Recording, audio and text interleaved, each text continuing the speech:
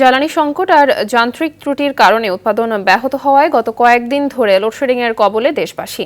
রাজধানী ঢাকার অনেক এলাকায়ও দিনে ও রাতে লোডশেডিং হচ্ছে, তবে এর মাত্রা বেশি গ্রামাঞ্চলে। বুধবার দিনের বেলাতেও ডেস্কো এলাকায় 150 মেগাওয়াট ও ডিপিডিসি এলাকায় 200 মেগাওয়াট লোডশেডিং হয়েছে। এতে করে রাজধানীর কোনো এলাকায় 1 ঘন্টা, আবার কোথাও 2 ঘন্টা করে লোডশেডিং হয়েছে।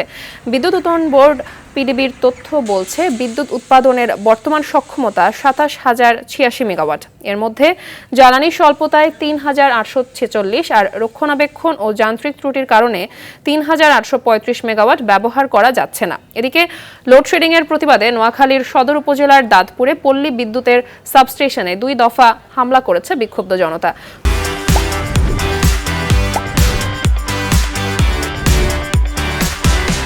কুমিল্লা ও ময়মনসিংহ সহ বিভিন্ন এলাকায় বিদ্যুতের লোডশেডিং বেশি হচ্ছে। বিদ্যুতের জন্য আমাদের যে ফ্রিজে সমস্ত কৃষি খাদ্যগুলো আছে সব নষ্ট হয়ে যাইতেছে, এবং সারাদিনের মধ্যে মানে কারেন্ট না থাকলেই চলে আর কি। সারাদিনে যাইতেছে আইতাছে, এই অবস্থায় সারাদিনে 2-4-5 ঘন্টা করে কারেন্ট, পোলা মানে লেখাপড়া খুব সমস্যা। বিদ্যুৎ না থাকার কারণে অনেক মুরগি মারা যায়, অনেক ক্ষতিগ্রস্তের মুখে পড়ে গেছি। দিনে 12 ঘন্টার মধ্যে 7 ঘন্টা বিদ্যুৎ থাকে না।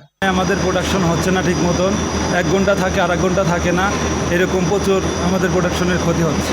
3-4 ঘন্টা করে বিদ্যুৎ থাকে না, আমরা গ্রামে ওরান পেরেশান হয়ে যাই। ভালোভাবে যদি বিদ্যুৎ দেন তাহলে এই কথা বলেন, আর যদি না দেন তাহলে একবার বন্ধ করে দেন। লোডশেডিং এর বিষয়ে জানাতে নোয়াখালী থেকে সরাসরি যোগ দিচ্ছেন সহকর্মী গিয়াসউদ্দিন রনি। নোয়াখালীতে লোডশেডিং এর প্রভাবে আসলে জনজীবনে কি ধরনের প্রভাব দেখতে পাচ্ছেন জানাবেন, আর বিদ্যুৎ সরবরাহ স্বাভাবিক রাখতে কি ধরনের উদ্যোগ দেখতে পাচ্ছেন?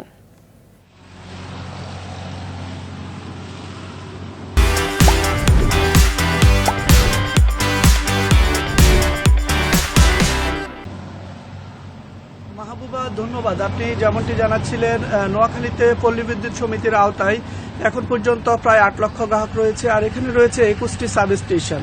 তো এখানে বন্যা পরবর্তী কিন্তু গত 2 সপ্তাহ তীব্র তাপদাহ, প্রখরতা, রোদ প্রখরতা বিরাজ করছে। এটা কিন্তু সাধারণ জনগণের নাবিশ্বাস উঠেছে। এর সাথে কিন্তু আবার বিদ্যুৎ নেই।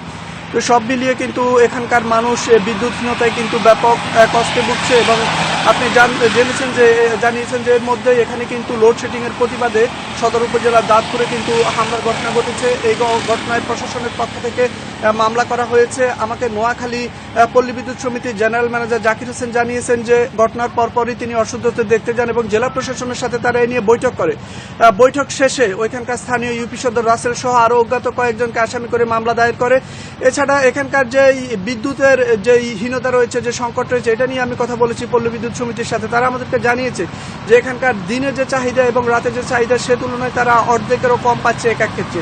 সেক্ষেত্রে তাদের যদি জাতীয় গ্রিড থেকে বিদ্যুৎ না পায়, সেক্ষেত্রে তাদের কিন্তু এই সংকট মোকাবেলায় কিছু করণীয় নেই। তারা ঊর্ধ্বতন কর্তৃপক্ষকে বিষয়টা জানিয়েছে। আর আমি এর মধ্যে দাঁড়িয়ে আছি নোয়াখালীর কোম্পানিগঞ্জের সিরাজপুর ইউনিয়নের একটি বিদ্যুৎ উপকেন্দ্রে। এখানকার যে দায়িত্বে আছে লাইনম্যান, তিনি আমাকে জানিয়েছেন যে তারা খুবই সংকটময় পরিস্থিতি বিরাজ করছে এবং তারা তাদের নিরাপত্তা সংকটে রয়েছে। রাত্রে যে কোনো সময় তাদের উপর হামলা হচ্ছে। বিদ্যুৎ সংকট দেখা দেয়। বর্তমানে এই সংকট আরো প্রকট আকার ধারণ করে, আর এই সংকট নিরসনে কিন্তু জেলা প্রশাসন এবং সংশ্লিষ্ট বিভাগ কাজ করছে। তারা ইতিমধ্যেই সরকারের বিদ্যুৎ বিভাগকে জানিয়েছে যে এখানকার চাহিদা সম্পর্কে, কিন্তু জাতীয় উৎপাদন কম থাকায় এই সমস্যা আরো কিছুদিন চলবে বলে স্থানীয়ভাবে ধারণা করছে। মাহবুবা, ছিল আমার কাছে নোয়াখালীর বিদ্যুৎ পরিস্থিতি নিয়ে সর্বশেষ। ধন্যবাদ আপনাকে।